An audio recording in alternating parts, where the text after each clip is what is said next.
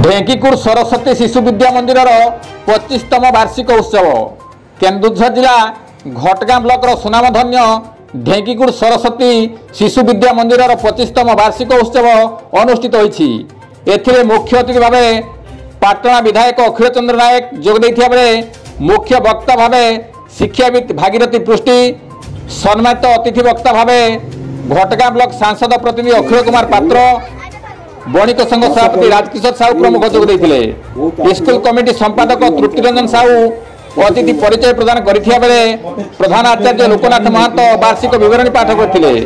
सभापति दुखबंधु बारिक धन्यवाद अर्पण करथिले।